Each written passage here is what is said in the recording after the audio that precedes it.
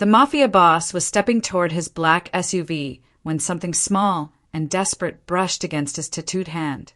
He looked down. A woman stood before him on the golden hour sidewalk, her olive skin marked with dried tear tracks, her dark wavy hair a mess. Her light t-shirt was stained and wrinkled, and her hand shook as she held out a $5 bill like it was a sacred offering. "Please," she said, voice barely above a whisper. "I'm told you're the only man in this city who doesn't take orders from the devil." His bodyguards moved instantly, their dark suits blocking out the warm afternoon light. But Reese raised one arm to protect herself. No one dared paid Reese Burton $5. People paid him in fear, in silence, in debts they'd carry to their graves. In the 15 years since he'd clawed his way from being a street enforcer to the undisputed king of this urban district, Reese had seen every type of payment imaginable. Briefcases stuffed with cash, deeds to properties, family heirlooms pawned for protection money. But never this. Never a woman's last $5 offered, not as a plea for mercy, but as payment for a job. He crouched slightly, bringing his athletic frame down to her level. At 38 years old and standing 6 feet 2 inches tall, Reese had built his reputation on more than just violence. His muscular physique was a weapon in itself, honed through years of boxing and street fighting. The tattoos covering his forearms told the story of his rise. A crowned lion on his right forearm symbolized his dominance over the territory. Roman numerals, marking the year he took control, wrapped around his left wrist. A phrase in Sanskrit, which translated to "Dharma protects those who protect it," ran across his collarbone, a reminder of the code his grandmother had taught him before the streets hardened him into something else entirely. "What do you want, Tessa?" he asked, his voice low and controlled. She swallowed hard, and he saw it, the shift from pure terror to something more dangerous. "Hope, I want to hire you," she said, voice trembling but determined, "to kill the man who owns me." His expression didn't change. He'd heard worse. Murder for hire was Tuesday afternoon business in his world. But then she added the words that would change everything. "Because the police are the ones holding the leash." That made Reese freeze. He noticed it then, the way she kept glancing over her shoulder, the faint bruises on her wrists, the exhaustion in her eyes that spoke of years, not days. The streets had taught Reese 3 unbreakable rules, principles that had kept him alive and in power for a decade and a half. The first rule was simple. Never take a job that involves the system. Cops, judges, prosecutors, they were untouchable because touching them brought heat no amount of money could cool. The second rule, never work for free. Charity was a luxury for men with less to lose, and Reese had built an empire that demanded every transaction have value. The third rule, the one his grandmother's memory whispered to him in rare, quiet moments, never prey on the truly helpless. There were rules even in the underworld, lines that separated a king from a tyrant. As Reese looked at Tessa's trembling hands holding that crumpled $5 bill, he realized she was about to make him break at least 2 of those rules, possibly all 3. He slowly took the money from her shaking hand, not because he needed it, not because it was payment enough, but because whatever this woman was about to tell him was worth far more than money could buy, and because somewhere beneath the scar tissue and calculated cruelty, a part of him remembered what it felt like to be powerless. "Get in the car," he said quietly, standing to his full height. His bodyguards exchanged glances, but said nothing. They'd learned over the years that when Reese Burton made a decision, questioning it was a faster route to unemployment than stealing from the till.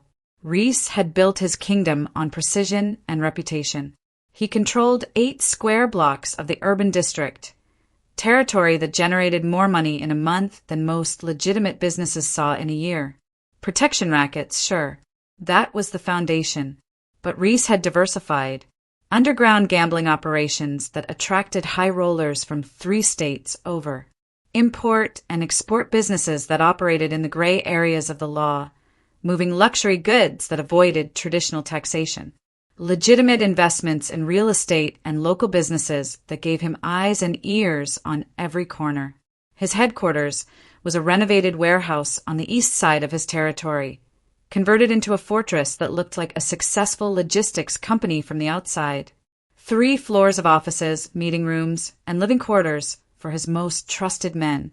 The building had cost him $2 million to purchase and another $1 million to retrofit with security systems that would make a casino jealous. Cameras on every approach, reinforced doors, escape routes planned and practiced monthly. But the real power wasn't in the building or the money. It was in the network. Reese employed 73 people directly, from street-level collectors to high-end accountants who made sure the legitimate businesses stayed clean.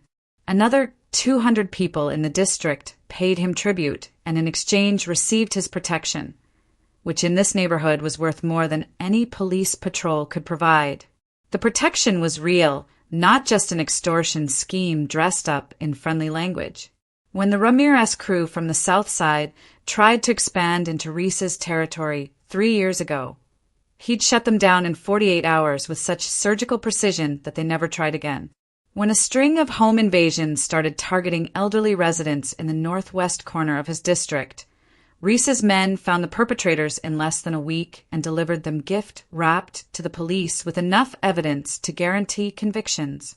The residents might fear him, but they also trusted that under his watch, certain kinds of chaos simply didn't happen. His 3 rules had built that trust. By avoiding direct conflict with law enforcement, he'd achieved an unspoken truce.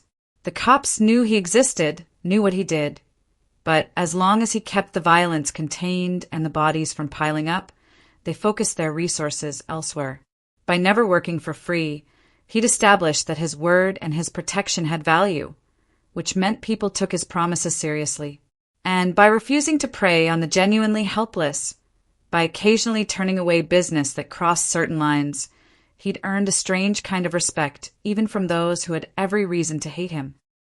Now Tessa sat in the back of his SUV, and Reese felt the weight of those 15 years pressing against a decision he knew he was going to make before she even finished explaining.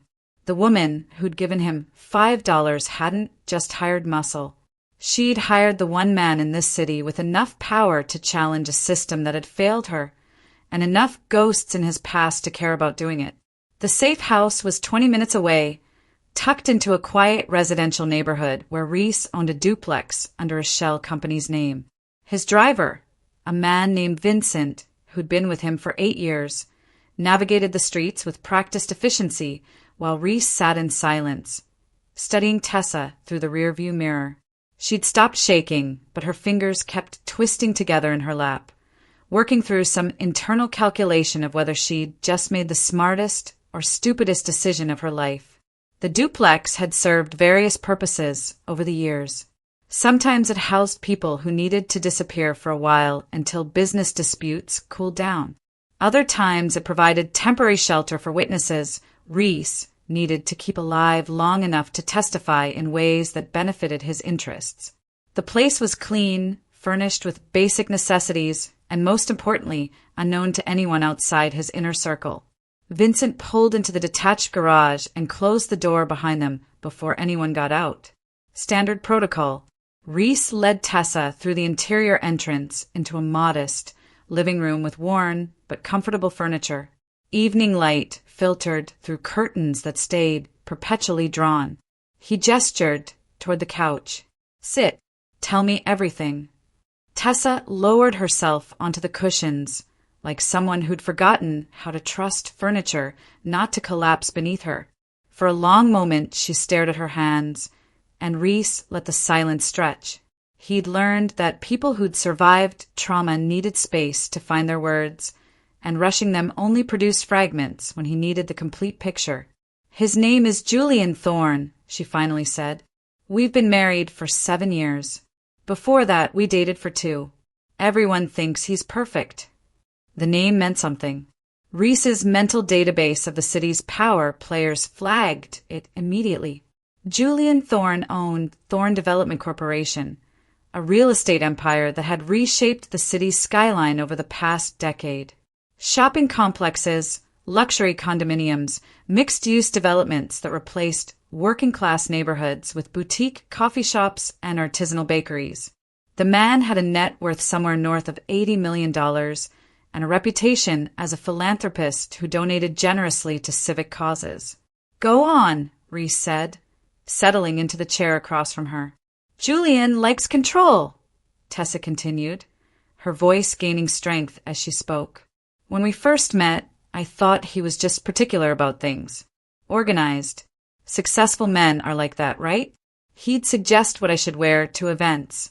He'd recommend restaurants instead of asking where I wanted to go. Little things. I told myself it meant he cared about the details." She paused, rubbing the bruises on her wrist. The engagement was perfect. Proposal at an expensive restaurant with his business partners watching. Ring that cost more than my parents' house. Wedding at a venue that required booking 2 years in advance. Everything photographed and posted. Everyone congratulating me on landing such a catch. Reese had seen this pattern before in different contexts. Men who needed to own things, who built elaborate showcases around their possessions. The difference between his world and Julian Thorne's world was honesty. When Reese took control of something, everyone involved knew exactly what was happening. Men like Thorne wrapped their control in gift paper and called it love. "The first time he hit me was 8 months after the wedding," Tessa said. "I'd accepted a job offer without discussing it with him first. Nothing dramatic, just a position at a marketing firm. I was excited. I'd been looking for work for months. When I told him at dinner, he smiled, said congratulations. Then later that night in our bedroom, he backhanded me across the face so hard I saw stars." Her fingers traced her jawline, remembering. "He cried afterward. Said he didn't know what came over him. Stress from work. Didn't I understand how much pressure he was under? All the deals he was managing. The hundreds of employees depending on him. He bought me diamond earrings the next day. Made love to me like I was fragile glass. I convinced myself it was an isolated incident. But isolated incidents never stayed isolated. Reese knew that truth like he knew his own reflection. Violence was a pattern, not an aberration. It happened again 3 weeks later, then a month after that, then more frequently. He was careful. Never the face after that first time, at least not where makeup couldn't cover it. Ribs, back, arms, places that clothing would hide. He learned exactly how hard he could hit without sending me to the hospital, though twice I needed a private doctor. He kept on retainer. Tessa's voice had gone flat now, reciting facts like someone reading a grocery list. Dissociation, Reese recognized. The mind's defense mechanism against memories too painful to feel fully. The house Julian built for us is 8,000 square feet. 6 bedrooms, 7 bathrooms, gourmet kitchen with appliances I wasn't allowed to use because he employed a private chef. Home theater, wine cellar, 3-car garage, indoor swimming pool, art collection worth more than most people earn in a lifetime, guards at the gate screening all visitors, security cameras in every room except the bathrooms, and I'm not entirely sure about those. She looked up at Reese directly for the first time since entering the safe house. "Do you understand what I'm describing? It wasn't a home. It was a beautiful, expensive cage. Every luxury imaginable, and I'd have traded it all for a studio apartment with locks that only I had keys to. The golden cage. That's what kept victims trapped more effectively than bars. Society looked at someone like Tessa and saw privilege, not imprisonment. Her friends envied her lifestyle. Her family praised Julian's success. If she complained, people asked what more she could possibly want. The abuse remained invisible behind designer clothing and charity galas. 6 months ago, I started hiding money," Tessa continued. $10 here, 20 there. Cash I'd pocket from grocery shopping, telling the housekeeper to expense it. It took me half a year to save $87. Julian monitors every bank account, every credit card transaction. If I spent 50 cents more than expected at the pharmacy, he'd question it. That $87 represented something more than currency. It represented tiny acts of rebellion, fragments of autonomy carved from total control. Last week, I told him I wanted a divorce. Not because I thought it would work, because I needed him to know I wasn't completely broken yet. He laughed, actually laughed. Then he showed me folders full of documents, medical records he'd fabricated showing I had psychiatric issues, witnesses who'd testify I was unstable, a prenuptial agreement I'd signed that left me nothing. He said if I tried to leave, he'd have me committed. His lawyer and his psychiatrist were already briefed. She pulled something from her pocket, a folded newspaper clipping. 3 days ago I saw this. Reese took it. An article about a woman named Melissa Garrett found dead in her apartment, ruled a suicide. He didn't see the connection until Tessa explained. That's Julian's previous girlfriend, the one before me. I found old photos and started digging. She tried to leave him too. Tessa's hands were shaking again. I went to the police yesterday, told them everything, showed them the bruises. You know what they did? Reese could guess, but he let her say it. They called Julian, right there in the station while I sat in the interview room. I heard the desk sergeant. Yes, Mr. Thorne. Right away, Mr. Thorne. We'll take care of it. They told me. I seemed confused. Maybe I should see a doctor. They drove me back to his house. Now Reese understood the $5 bill, that IT wasn't poverty. It was everything Tessa had managed to hide that Julian hadn't found yet. Reese stood and walked to the window, keeping to the side where he could see the street without being visible from outside. The neighborhood was quiet at 6:30 p.m., families settling in for dinner, porch lights beginning to flicker on. Normal people living normal lives, unaware that in this unremarkable duplex a woman was explaining how the systems meant to protect her had been purchased like furniture. Tell me about the police, he said without turning around. Specifically, Tessa took a breath. Julian donates $1.5 million annually to the police pension fund. Started doing it 4 years ago through his foundation. Makes a big show of it. Press releases. Photos with the police chief. Speeches about supporting law enforcement. $1.5 million. Reese did the math instantly. The city's police force had approximately 3,000 officers. That donation represented $500 per officer flowing into their retirement accounts, year after year. Not officially. The money went through the pension fund's investment portfolio, managed by a board that Julian had cultivated relationships with for years. Clean, legal, impossible to challenge. He also funds the Police Athletic League, Tessa continued. Youth programs, equipment upgrades. Last year, he paid for new bulletproof vests for the entire department. Cost him $400,000. The mayor gave him a community service award. Reese turned back to face her. And you went to them yesterday. I was desperate. I thought maybe one decent cop would see past the money. Maybe someone would actually care that he's been beating me for 7 years. Her laugh was bitter. The sergeant who called Julian? I looked him up afterward. Patrick Doherty. 26 years on the force. Julian paid for his daughter's wedding last year. Covered the entire venue as a charitable contribution to a deserving public servant. The web was more intricate than Reese had initially calculated. This wasn't just about buying silence. Julian Thorne had woven himself into the infrastructure of law enforcement so thoroughly that extracting him would collapse structures that hundreds of officers depended on. Retirement funds, equipment, youth programs, all of it tied to his generosity, all of it creating invisible obligations that mattered more than justice. How many officers has he helped directly? Reese asked. I don't know all of them. I know he paid the medical bills for Officer Chin after he was injured in a car accident. $50,000 in hospital costs. He set up a scholarship fund for Officer Brennan's son. He bought new patrol cars for the Eastern Precinct. Every Christmas, he sends gift baskets to every precinct in the city. Not cheap ones. Each basket costs about $200. Reese ran those numbers. 12 precincts meant $2,400 per year, just on holiday gifts. Small potatoes compared to the pension fund, but it added up to something more insidious than money. It created a feeling of personal debt.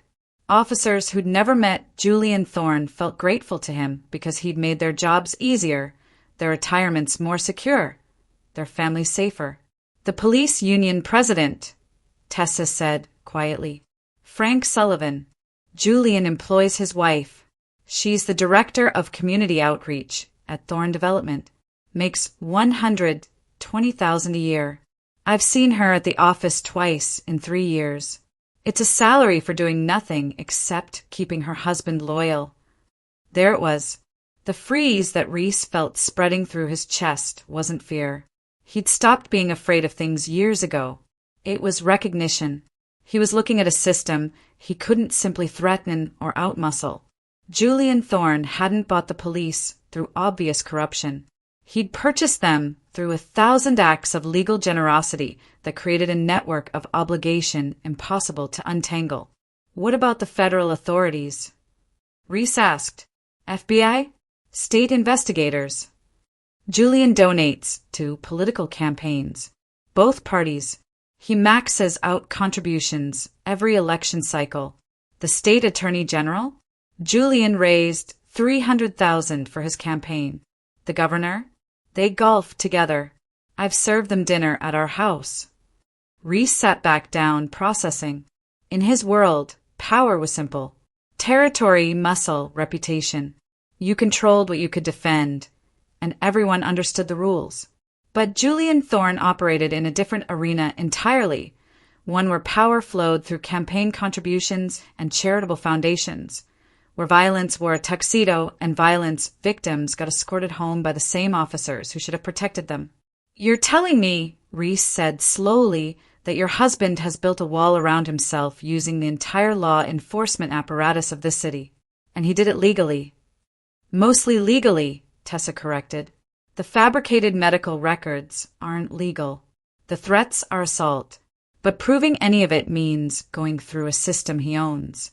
Every judge who'd hear a case against him either received campaign contributions or benefits from his civic donations. The courthouse where I'd file for divorce? Julian donated the money for the new law library. There's a plaque with his name in the lobby.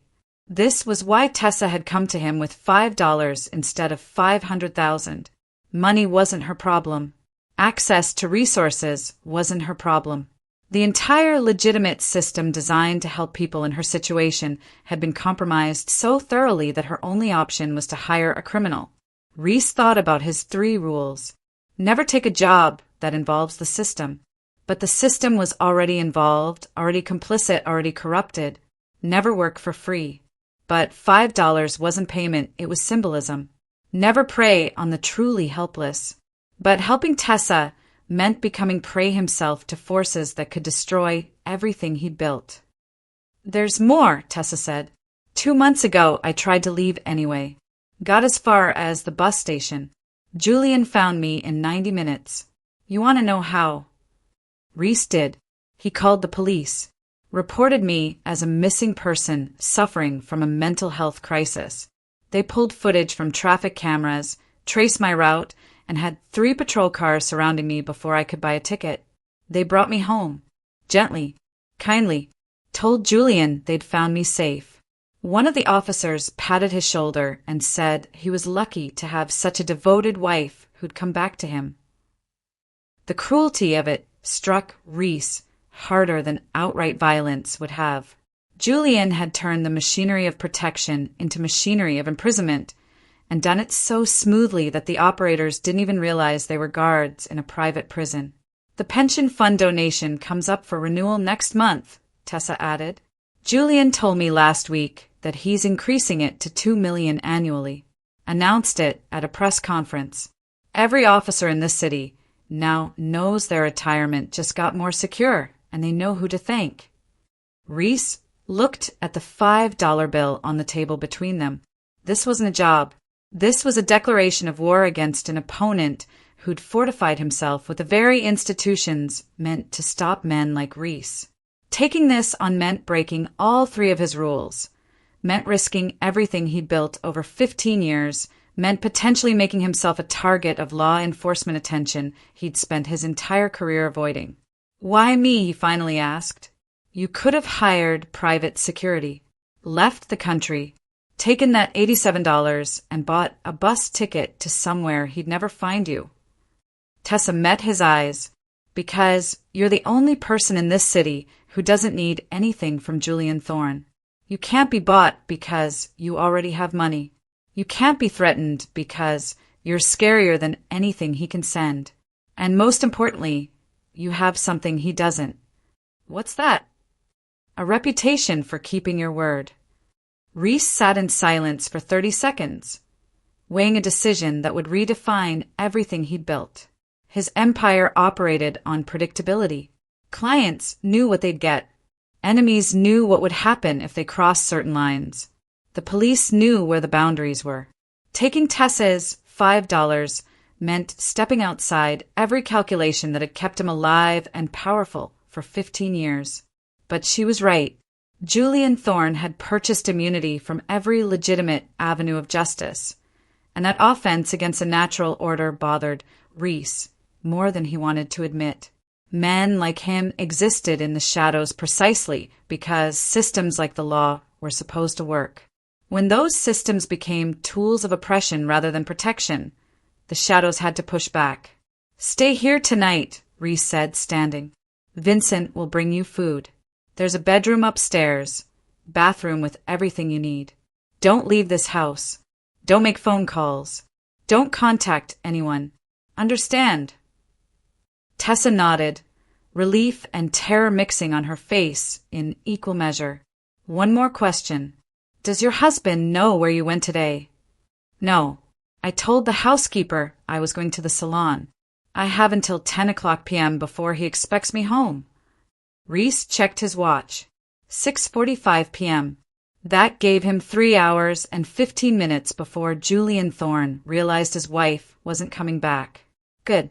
Get some rest. He left Vincent on guard duty with instructions to call immediately if anything changed, then drove his own car back to the warehouse headquarters. The city passed by his windows in familiar patterns. His territory, his streets, his responsibility, whether the people living here realized it or not. What Julian Thorne had done to Tessa represented a violation that extended beyond one woman. It was a corruption of the balance Reese had spent years maintaining. The warehouse's third-floor conference room rarely saw use for actual conferences.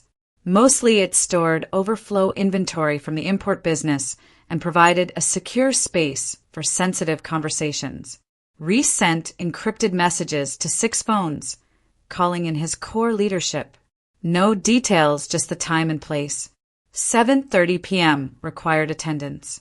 While he waited, Reese opened the files his information broker maintained on everyone of importance in the city. Julian Thorne's dossier ran 43 pages. Business holdings, political connections, charitable work, family background, known associates, properties owned, security arrangements, everything cataloged with the thoroughness Reese demanded from all intelligence gathering. He read it twice, memorizing patterns and vulnerabilities. Thorne Development Corporation had projects in 8 different neighborhoods. Julian employed 270 people directly. His personal security consisted of 6 full-time guards, all former police or military. The house Tessa described was located in the Meadowbrook Heights area, gated community with private security. Julian drove a black Mercedes S-Class, license plate registered to his company. He had standing tea times at the country club on Wednesday afternoons. Predictable routine for a man who believed himself untouchable. At 7:25 p.m., his people started arriving. First came Diego Salazar, his head of operations, a compact man in his 40s who'd been with Reese for 12 years. Then Yuki Tanaka, who handled the financial operations and money laundering through legitimate businesses. James Reeves managed the protection rackets and street-level enforcement. Sarah Chin oversaw the import businesses and had connections to shipping operations up and down the coast. Marcus Lewis ran intelligence gathering, the man who'd compiled the Thorne dossier. Finally, Rita Okonkwo, who handled relationships with local business owners and served as the public face of Reese's legitimate enterprises. These 6 people represented the command structure of everything Reese controlled. Combined, they had 78 years of criminal experience and not a single arrest that had stuck. They were smart, loyal, and expensive. Reese paid them well enough that stealing from him would be stupid, and they'd all seen what happened to people who made stupid decisions. "Sit," Reese said when they'd gathered around the table.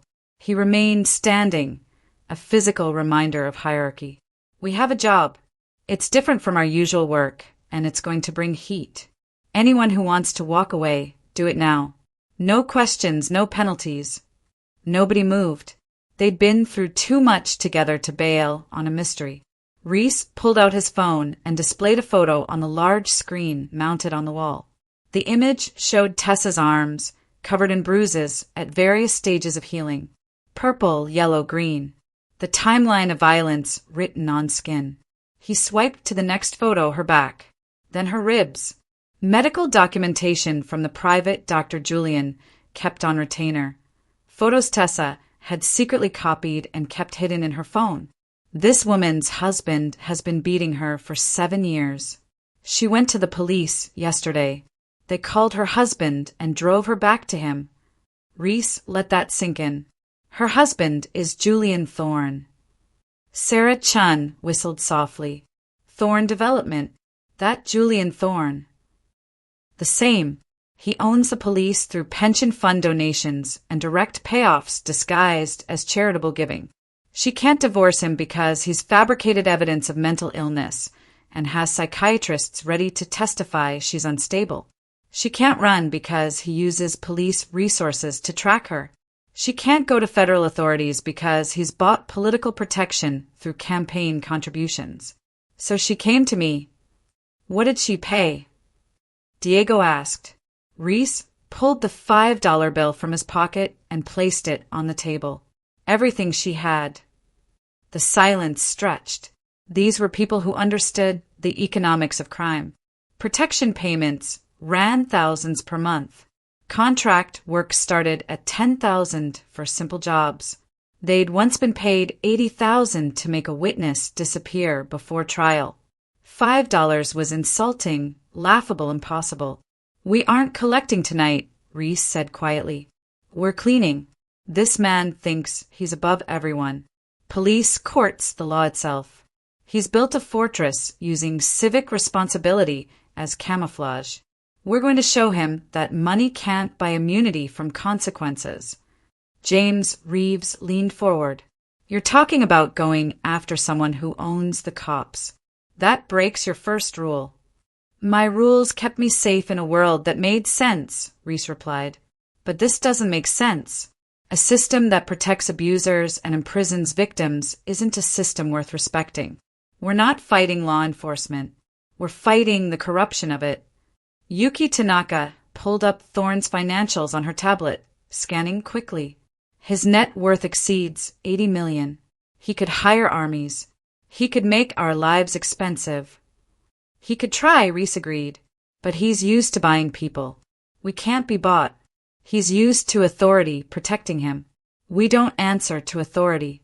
His entire defense is built on the assumption that everyone follows rules.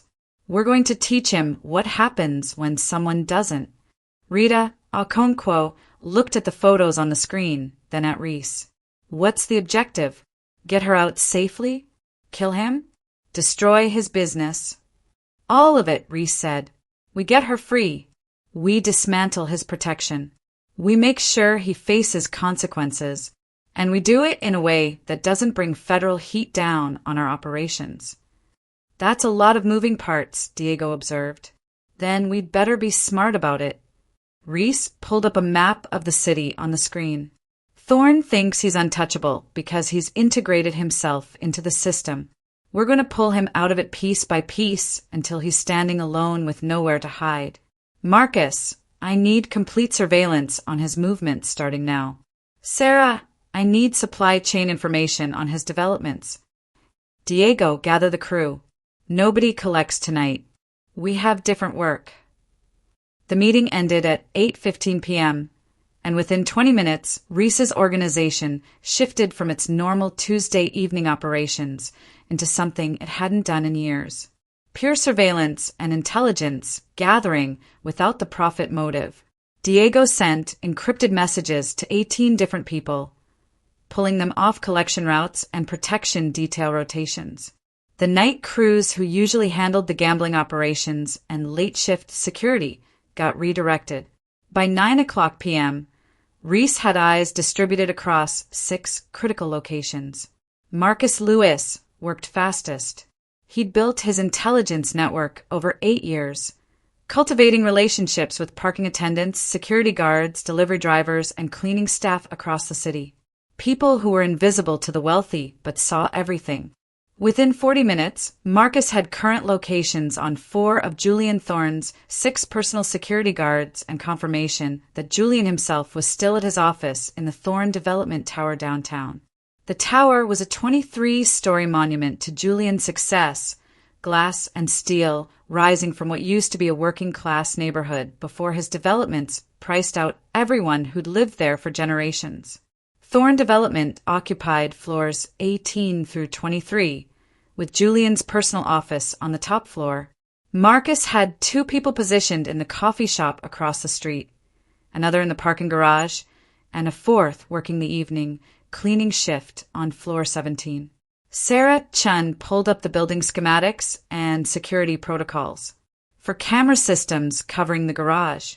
Keycard access for the elevators after 6 p.m. Private security firm called Sentinel Solutions handles the overnight. 3 guards on duty, 1 at the main entrance, 1 monitoring cameras, 1 doing floor patrols. Reese studied the layouts on his screen. We're not going in. We just need to know when he leaves and where he goes. Already set, Marcus confirmed. Got a GPS tracker ready to plant on his Mercedes when he exits. Non-invasive magnetic mount. Battery life of 72 hours. The waiting began.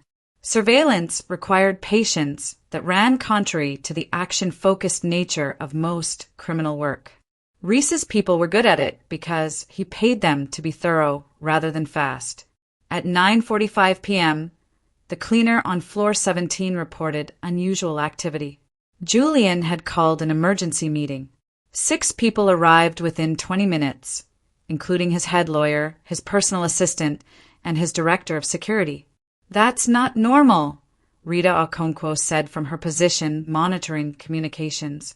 Emergency meeting at 10 o'clock at night means something broke in his world. Reese knew what broke. Tessa hadn't come home.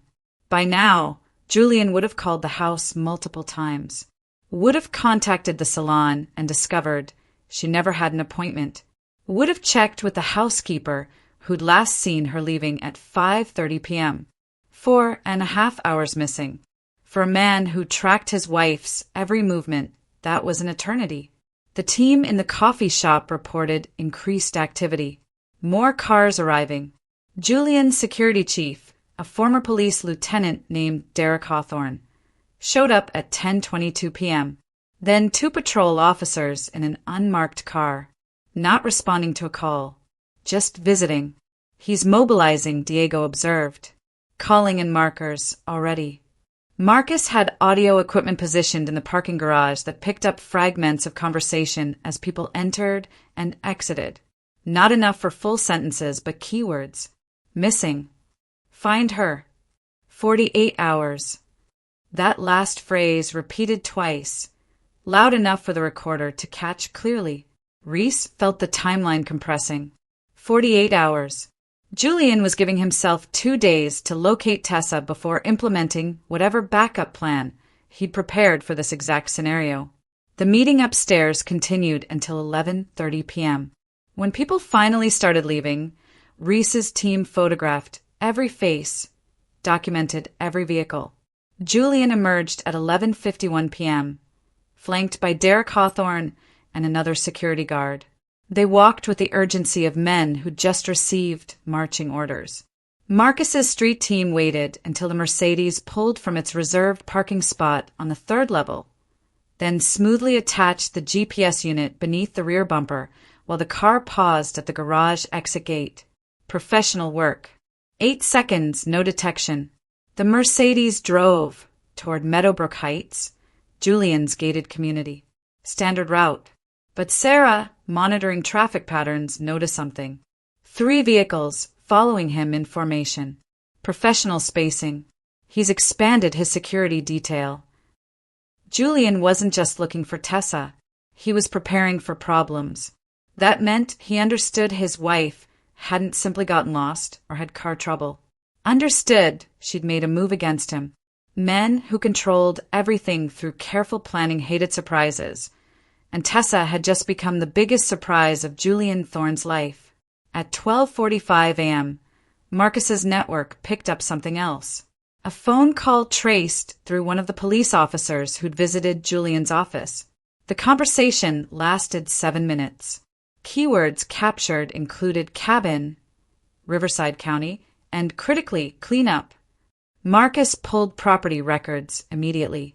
Julian Thorne owned 3 properties in Riverside County, about 90 miles from the city. One was a vacation home on a lake.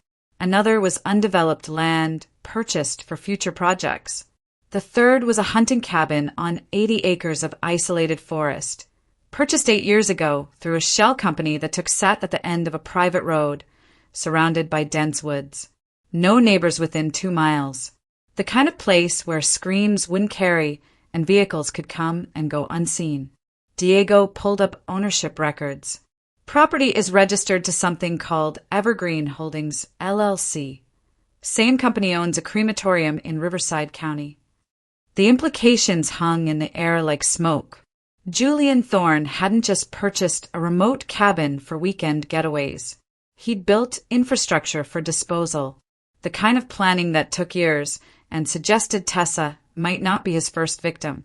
Melissa Garrett, the previous girlfriend ruled a suicide, suddenly looked less like coincidence. "We need full surveillance on that cabin," Reese ordered. "I want to know every entrance, every sight line, every vehicle that's been there in the past month. Sarah, pull satellite imagery going back 2 years. Look for any activity that doesn't match vacation patterns."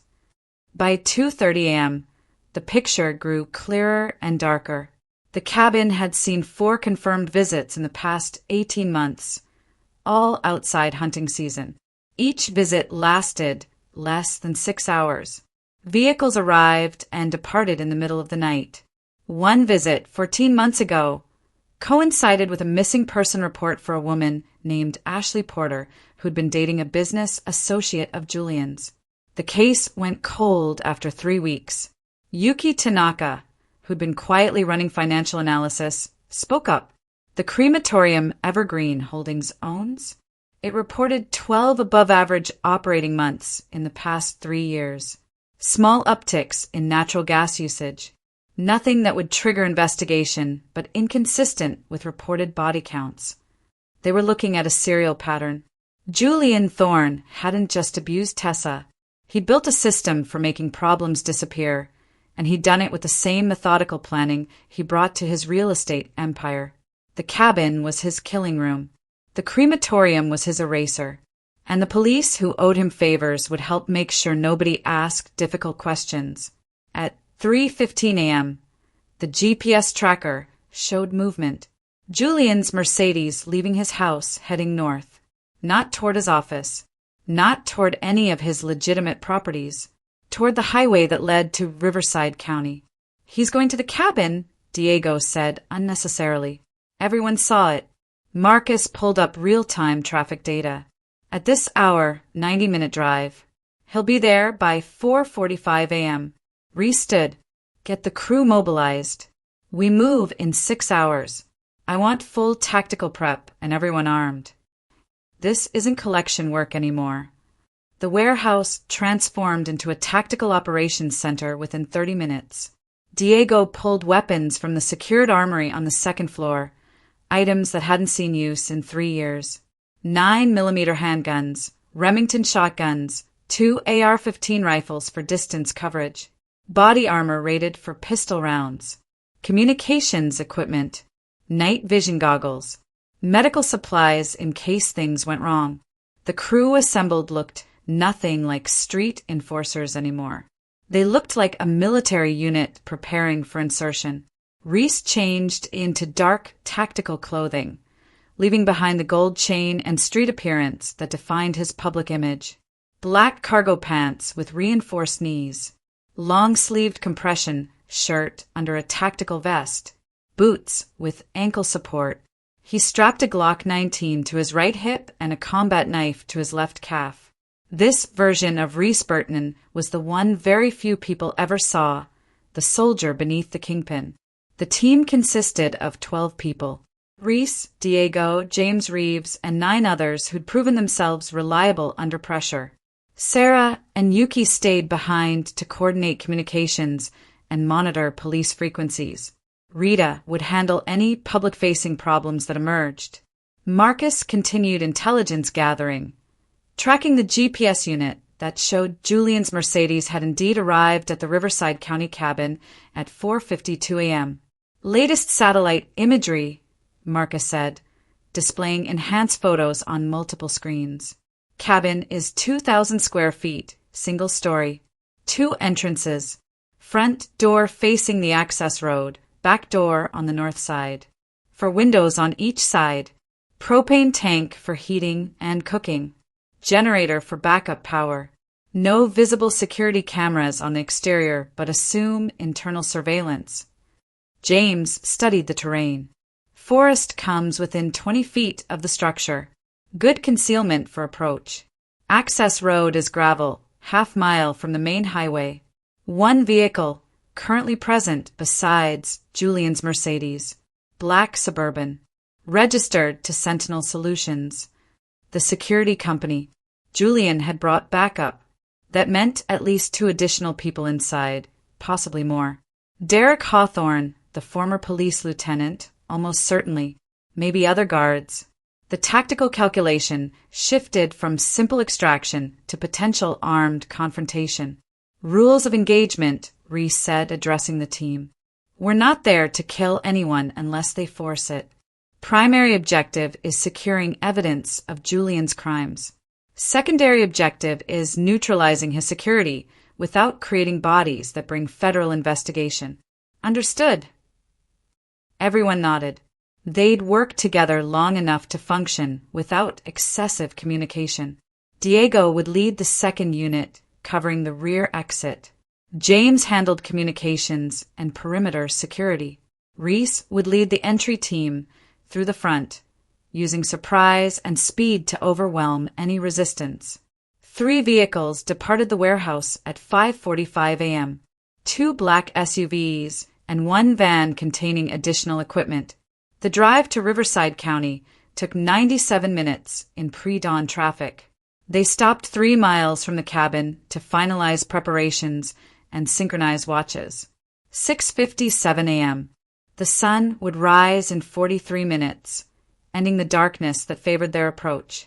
Reese gathered the team for final instructions. Radio silence until we're in position. Hand signals only. Diego's unit secures the back in 8 minutes. We move on my signal. Anyone inside who's armed gets disarmed immediately. Anyone who surrenders gets zip-tied and held for questioning.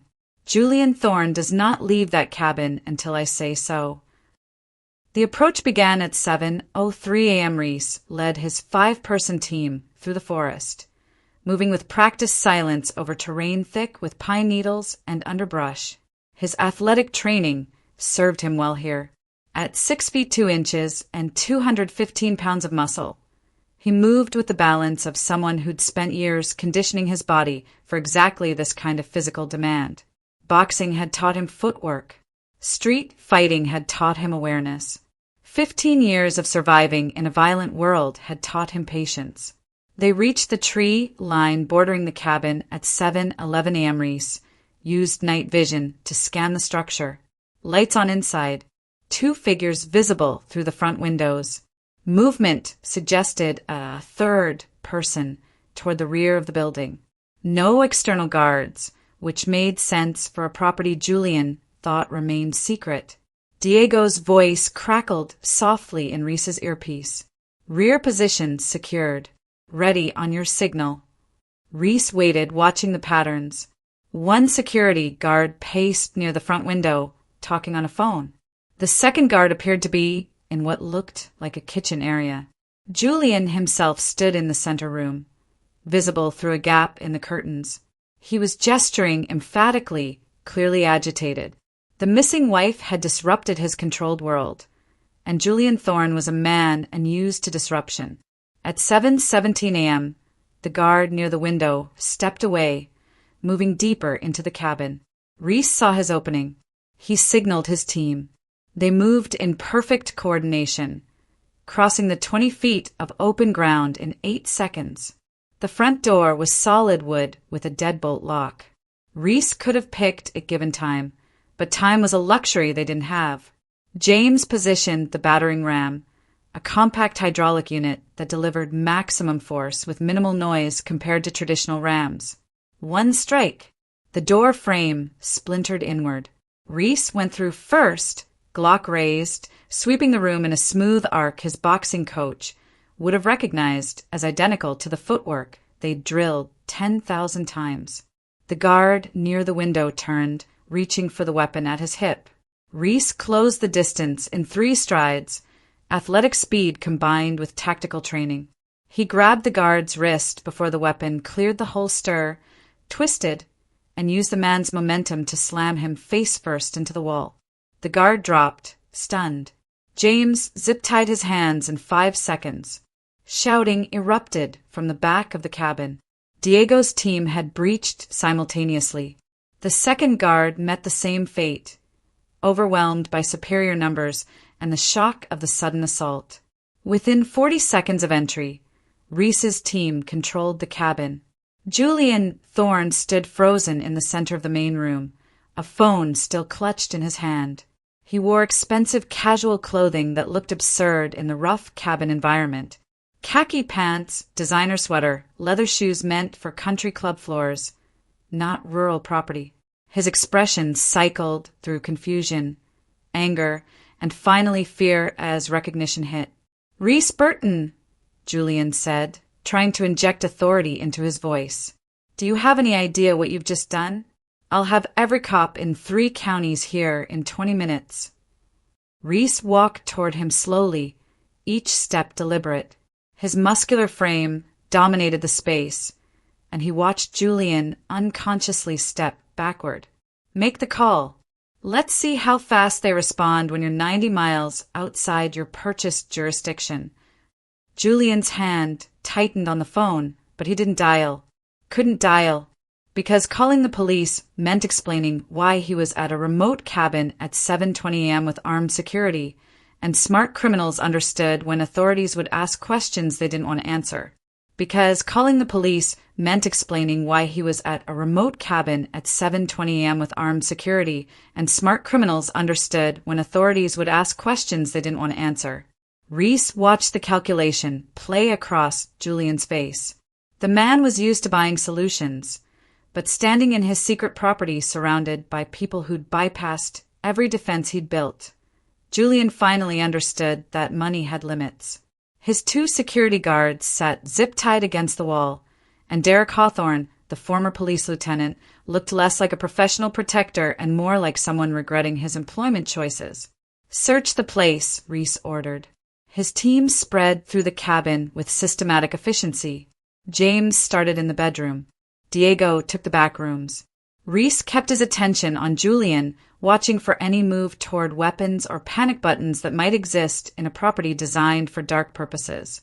The cabin's interior contradicted its rustic exterior. Someone had renovated it extensively. The main room featured leather furniture that cost more than most people's cars. A bar stocked with premium liquor.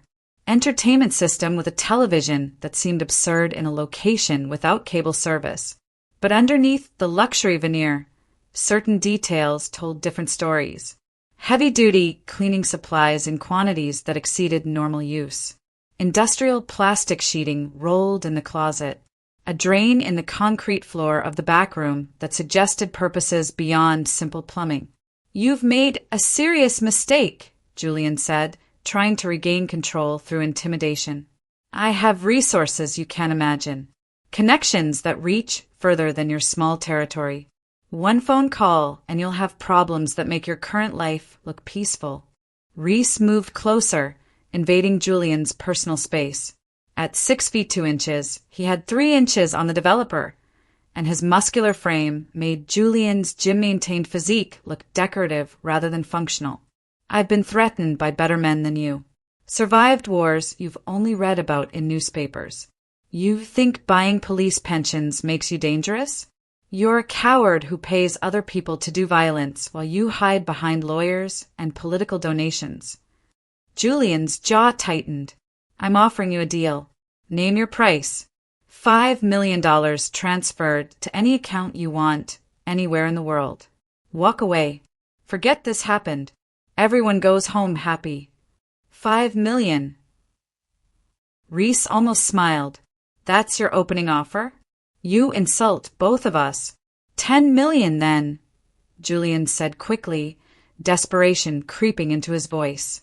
15, 20, whatever it takes. I have liquidity you can't trace. Cryptocurrency, offshore accounts. You could retire tomorrow. Leave this life behind." James emerged from the bedroom, carrying a locked metal case. "Found this in the closet. Professional grade, biometric lock." Julian's face went pale. That reaction told Reese everything. The case contained something Julian desperately wanted to keep hidden. "Open it," Reese said to James. "I can't without his fingerprint." Reese looked at Julian. "You're going to unlock that case. You can do it voluntarily, or Diego can break 3 of your fingers until you cooperate. Your choice." "You can't do this," Julian said, but his voice had lost its commanding edge. "You're a criminal. Anything you find is inadmissible. No court would accept evidence gathered through assault and breaking and entering." "Who said anything about courts?" Reese asked quietly. The question hung in the air like smoke. "See, you think in terms of legal systems because that's where you've built your power. Lawyers, judges, procedures. But we're outside that system now. Out here, different rules apply." Diego returned from the back rooms, carrying a laptop and a cardboard box. "Found these. The box has medical equipment. Syringes, sedatives, cable ties. The laptop has files you'll want to see." Reese took the laptop and opened it. No password protection on the login screen. Arrogant confidence that this location would never be discovered. The desktop contained folders labeled with women's names. Tessa, Melissa, Ashley. For others. Each folder held photos, medical records, financial documents. Evidence of systematic abuse documented with the same meticulous attention Julian brought to his business ventures. "You kept records," Reese said, genuine surprise in his voice. "You actually documented what you did to them." "Those are private files," Julian tried. "Personal matters between consenting adults. Nothing illegal." Reese opened Melissa's folder. The girlfriend ruled a suicide. Photos showed injuries consistent with prolonged physical abuse. Documents detailed Julian's plan to isolate her from family. A final entry, dated 3 days before her death, outlined concerns that she'd contacted a lawyer. Melissa Garrett fell from her apartment balcony. Police called it suicide. You called it problem-solving. Julian's silence was admission enough. Reese continued through the files, his anger building with each revelation. Ashley Porter, the woman who'd gone missing 14 months ago. Photos of her in this cabin. Final entry describing disposal through Evergreen Asset. The crematorium. Julian had murdered her and burned the evidence, and he documented the process like a business transaction. "I'll give you $50 million, Julian said desperately. "Cash. Untraceable. Just delete those files and walk away. Nobody needs to know what's on that computer. You could live like a king for the rest of your life." Reese closed the laptop and set it carefully on the table. He reached into his pocket and pulled out the crumpled $5 bill Tessa had given him, held it up where Julian could see it clearly. "I've already been hired by a better class of person." The words hit Julian like physical blows. His expression shifted through denial, rage, and finally comprehension. He'd spent 7 years believing Tessa was broken, that she'd never find the courage or resources to challenge him. The realization that his wife had outsmarted him using the last money she possessed clearly wounded his ego more than Reese's presence in his secret cabin. "That's what this is about." Julian laughed bitterly. "Tessa hired you? With what? She has nothing. I control everything she owns, every dollar she spends, every movement she makes." "She had $5, Reese said, "and more courage than you've shown in your entire life. You built your empire on pretending to be legitimate while doing worse things than most criminals ever dream of. At least people in my world know what they're dealing with. You hide behind charity and civic responsibility while murdering women who try to leave you." Julian's mask finally cracked. "You think you're better than me? You're a thug who extorts honest businesses. I built something real. I created jobs, developed neighborhoods, improved this city. What have you done besides spread violence and fear?" "I've never pretended to be anything except what I am," Reese replied. "Never bought righteousness with blood money. Never killed someone for wanting freedom. You're right about one thing, though. I am a criminal, but I'm not a monster. You're both." James had been working on the metal case with a portable electronic bypass device. The lock clicked open. Inside, neatly organized in protective sleeves, was more documentation. Contracts with police officers. Payments disguised as charitable contributions.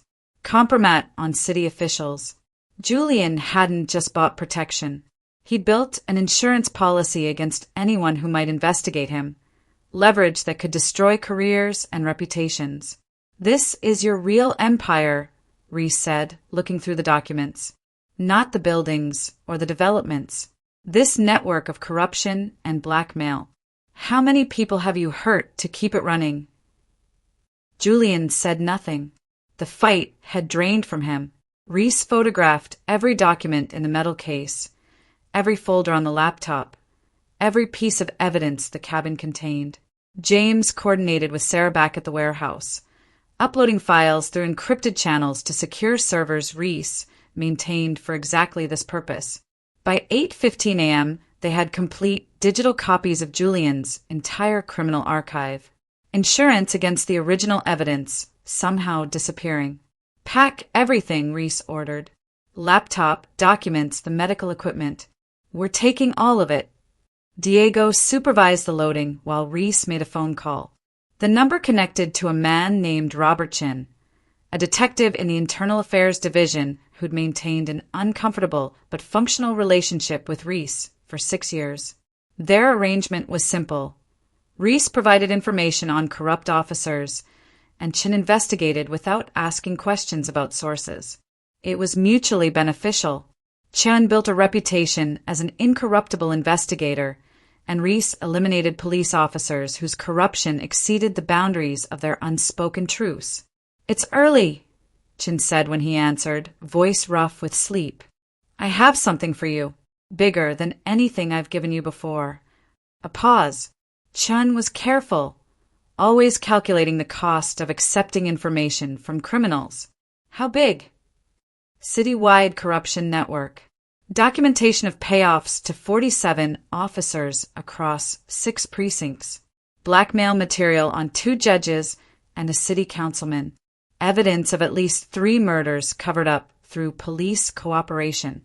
And the man at the center of it all, gift-wrapped and ready for delivery. Who? Julian Thorne. The silence stretched longer this time. Chun knew the name, knew the implications. Going after someone with Thorne's resources and connections meant career risk. But Chun had built his reputation on exactly this kind of risk, which was why Reese trusted him more than most people wearing badges. What's your interest? Chun finally asked. Personal. He hurt someone I care about. The rest is just bonus. I need to see the evidence before I commit to anything. You'll have it in 2 hours. Meet me at the old railway depot on Jefferson Street. Come alone.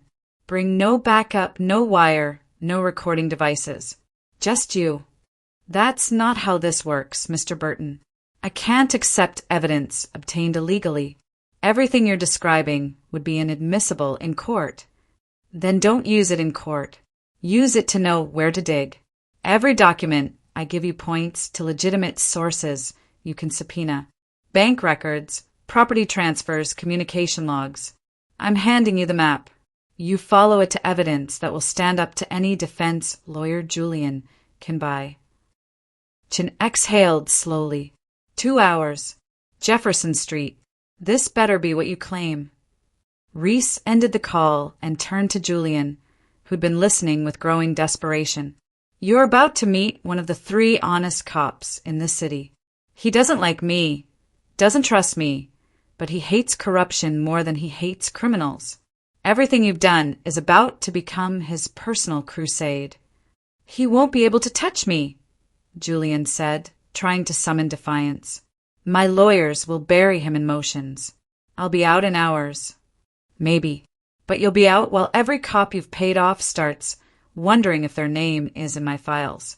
You'll be out while your business partners distance themselves. You'll be out while journalists start asking questions about Melissa Garrett and Ashley Porter and how many other women disappeared around you. Your empire isn't built on steel and concrete, Julian. It's built on reputation. I'm about to destroy that foundation. The drive back to the city took 90 minutes. Julian and his 2 security guards rode in separate vehicles, zip-tied and guarded. Reese had no intention of harming them further. Violence had served its purpose. Now the system Julian had corrupted would consume him from within. At 10:45 a.m., Reese arrived at the old railway depot. The structure had been abandoned for 12 years, leaving behind a concrete platform and rusted tracks that nature was slowly reclaiming. Robert Chun waited beside his personal vehicle, a 10-year-old sedan that announced he wasn't on any developer's payroll.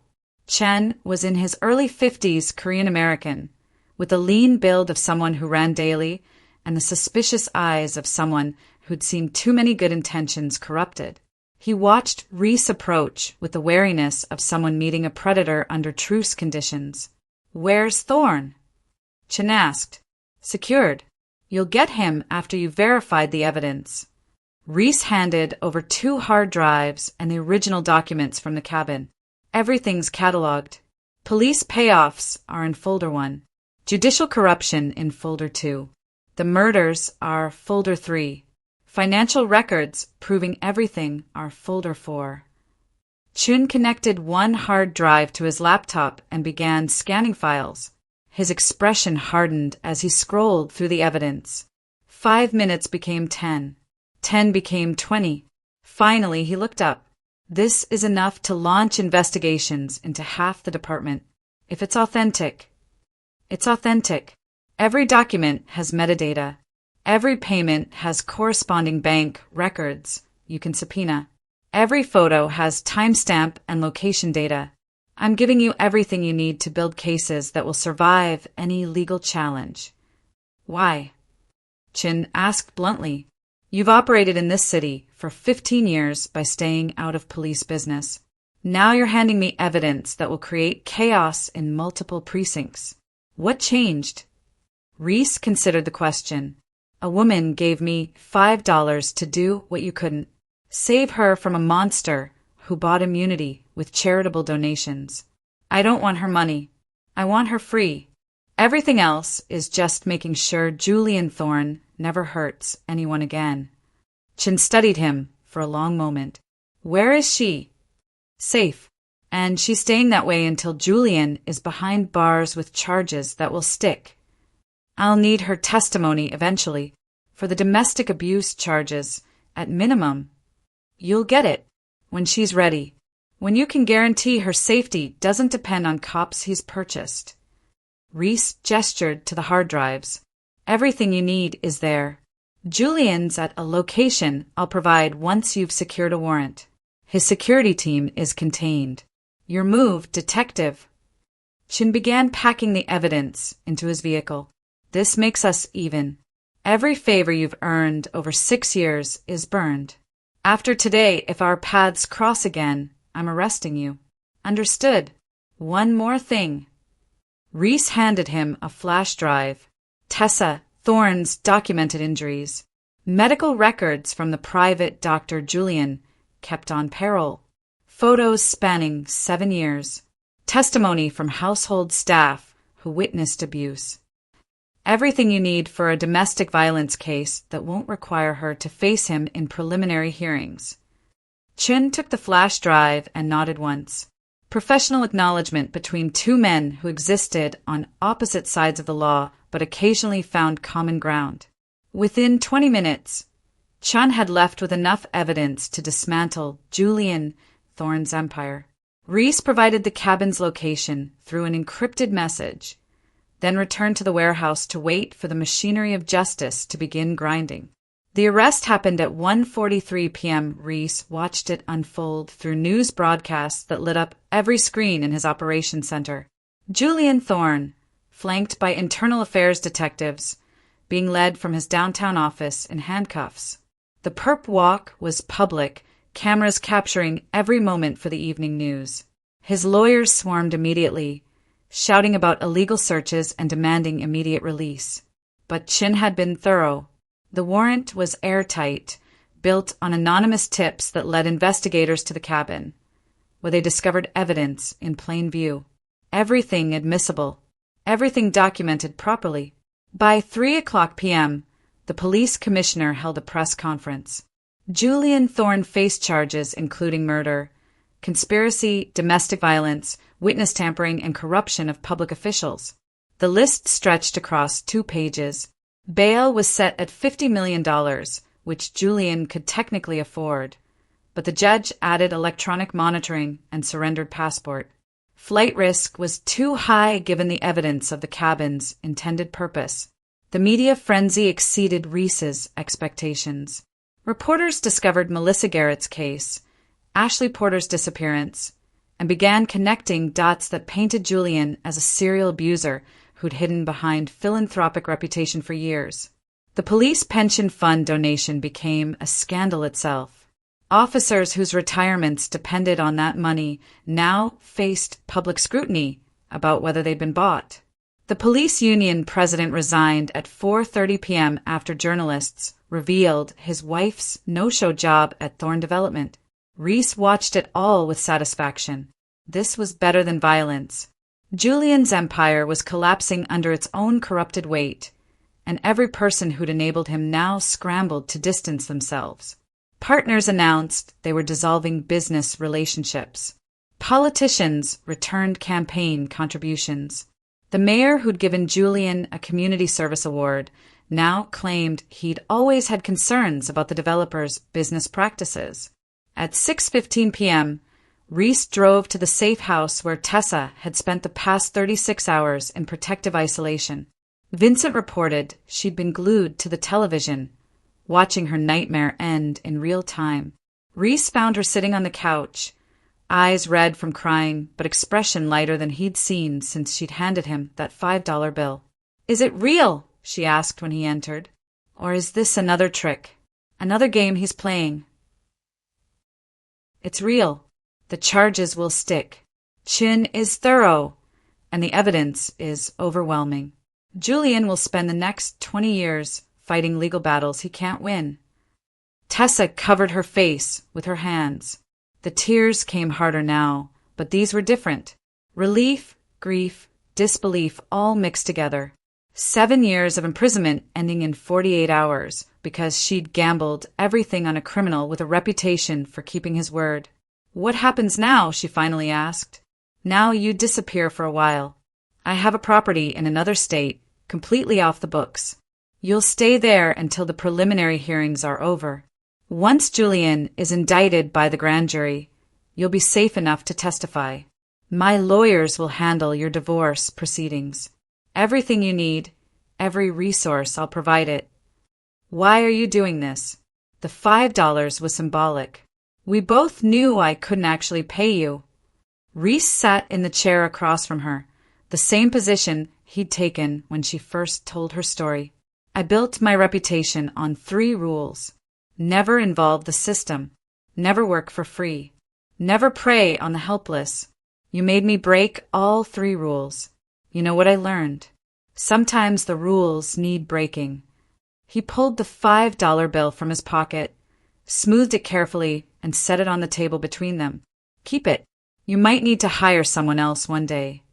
Tessa picked up the money with trembling fingers. "I don't understand." "You paid me $5 to save your life. Job's done. This is your change." Reese stood. "The property I mentioned is in Montana. Small town, population 800. Nobody knows you there. Vincent will drive you tomorrow morning. Stay as long as you need. When you're ready to come back, call this number." He handed her a card with a single phone line that connected directly to his private cell. "I don't know how to thank you." "Don't thank me. What I did wasn't charity. It was business. You hired someone to solve a problem, and I solved it. That's how transactions work in my world." But they both knew it was more than business. Somewhere in the process of destroying Julian Thorne, Reese had remembered what it felt like to protect instead of control, to defend instead of intimidate. The woman who'd given him everything she had because she believed he was better than the system that failed her had been right. He was better, not morally superior, but functionally reliable in ways legitimate authority had proven it wasn't. 3 months later, Reese sat in his office on the 3rd floor of the warehouse. The space was austere by design, containing only essential furniture and equipment. One wall displayed a framed photograph of his grandmother, the woman who'd taught him that even in darkness, certain lines shouldn't be crossed. Next to it, a new addition, a handwritten note on simple paper, framed with the same care as the photograph. "Thank you for showing me that courage is knowing when to ask for help. Thank you for proving that honor exists even in unexpected places. Thank you for giving me back my life. I'll never forget what you risked to help someone you didn't know. You're a better man than you think you are. With gratitude and respect, Tessa." Julian Thorne's trial was scheduled for 9 months away. The evidence was so overwhelming that his lawyers had begun negotiating plea deals, though Chin refused anything less than 20 years mandatory minimum. 47 police officers faced internal investigations. 2 judges had resigned. The police pension fund was being audited by federal authorities. Julian's development company had filed for bankruptcy, unable to survive the scandal. Tessa had started a non-profit organization from Montana, using money from her divorce settlement to help domestic violence survivors navigate the legal system. She'd never returned to the city, choosing instead to build a new life far from memories that would take years to heal.